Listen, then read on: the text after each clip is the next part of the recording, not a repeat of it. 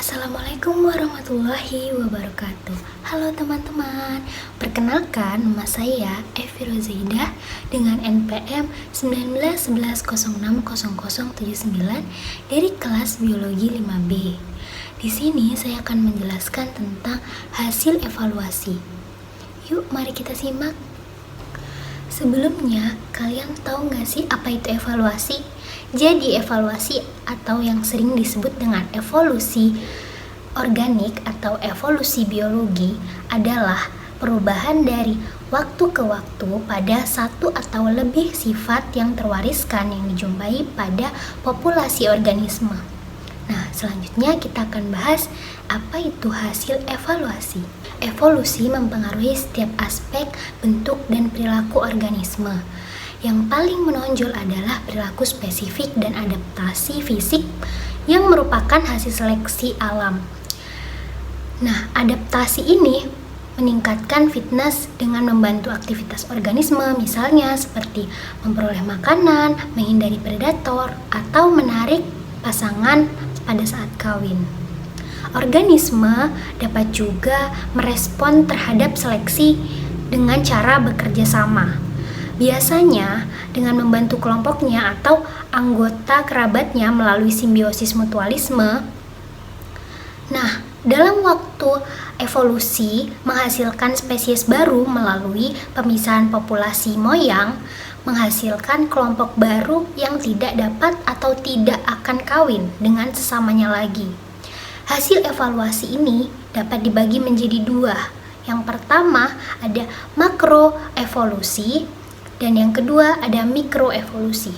Yang pertama, makroevolusi, yaitu evolusi yang terjadi di atas tingkat spesies seperti misalnya kepunahan dan spesiasi. Mikroevolusi yaitu perubahan evolusi yang lebih kecil seperti adaptasi di dalam spesies atau populasi. Hasil dari evolusi ini ada 5. Yang pertama ada adaptasi, yang kedua ada koevolusi, yang ketiga ada kerjasama, yang keempat ada kepunahan, dan yang kelima ada spesiasi. Pertama, hasil yang akan dibahas yaitu adaptasi. Adaptasi merupakan proses yang membuat organisme makin cocok dengan habitatnya. Istilah adaptasi ini dapat menunjukkan sifat yang penting bagi ketahanan hidup organisme. Misalnya, adaptasi gigi kuda dalam mengunyah rumput. Dengan menggunakan istilah adaptasi bagi proses evolusi dan sifat-sifat adaptif bagi produk, dua kata tersebut dapat dibedakan. Adaptasi dihasilkan oleh seleksi alam. Definisi yang diberikan oleh Theodosius Dozhansky. Yang pertama, adaptasi adalah proses evolusi di mana lewat proses ini organisme menjadi lebih mampu hidup di habitatnya, bisa lebih dari satu habitat. Yang kedua, keadaptifan atau keadaptedness adalah keadaan beradaptasi seberapa mampu organisme untuk hidup dan bereproduksi pada suatu sel habitat. Yang ketiga, sifat adaptif adalah aspek pola perkembangan organisme yang memungkinkan atau meningkatkan.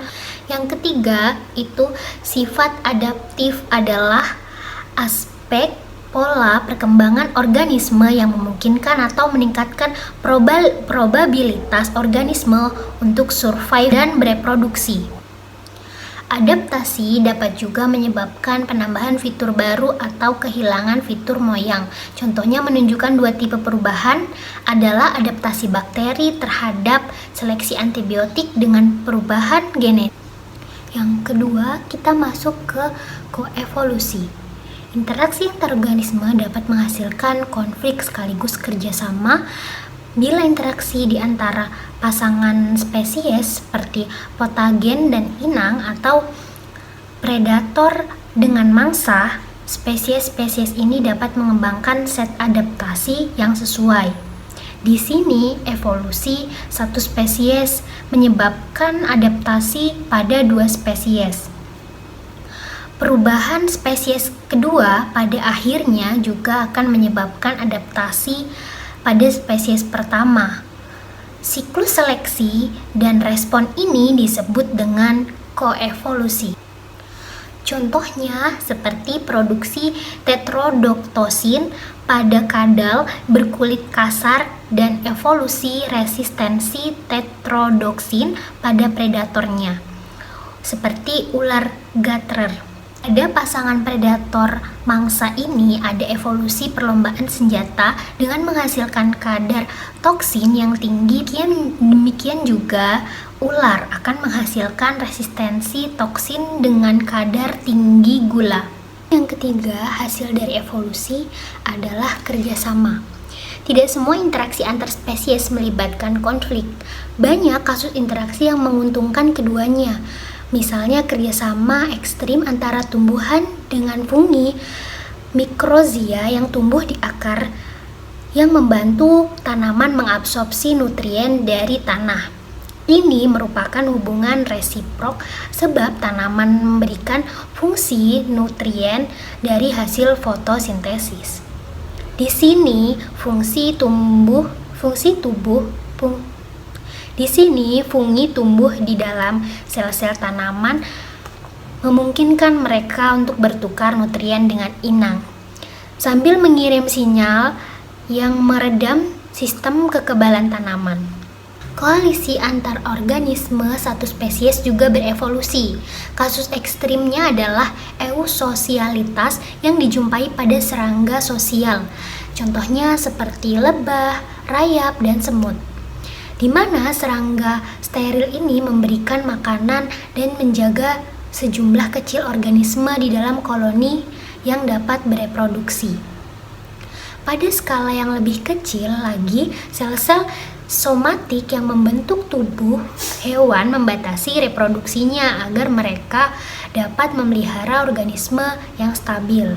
Yang selanjutnya akan menyokong sejumlah kecil sel-sel germa untuk menghasilkan anak. Di sini sel-sel somatik merespon sinyal spesifik dan menginstruksi mereka untuk harus tumbuh, tetap seperti itu atau bahkan mati. Poin yang terakhir, yang kelima, yaitu spesiasi. Spesiasi adalah proses di mana spesies bercabang menjadi dua atau lebih spesies turunan. Ada banyak cara untuk mendefinisikan konsep dari spesies. Pilihan definisi tergantung kepada kekhasan spesies yang bersangkutan. Contohnya, beberapa konsep spesies berlaku langsung untuk organisme yang bereproduksi secara seksual, sedangkan beberapa konsep lain lebih cocok untuk organisme aseksual. Meskipun konsep spesies bervariasi, konsep-konsep ini bisa bertempatan ke dalam satu dari tiga pendekatan filosofis besar. Yang pertama, interbreeding atau saling kawin, yang kedua ekologi, dan yang terakhir filogeni. Spesiasi yang terakhir yaitu spesiasi simpatrik. Spesiasi simpatrik ini spesies bercabang tanpa isolasi geografi atau perubahan habitat. Bentuk ini jarang terjadi karena aliran gen dalam jumlah kecil cukup mampu untuk menghilangkan perbedaan genetik antar bagian populasi. Umumnya, spesiasi ini pada hewan memerlukan evolusi perbedaan genetik dan sekaligus juga kawin non-acak agar isolasi reproduksi dapat dihasilkan dalam proses evolusinya. Sekian penjelasan dari saya akhiri. Wassalamualaikum warahmatullahi wabarakatuh. Bye-bye.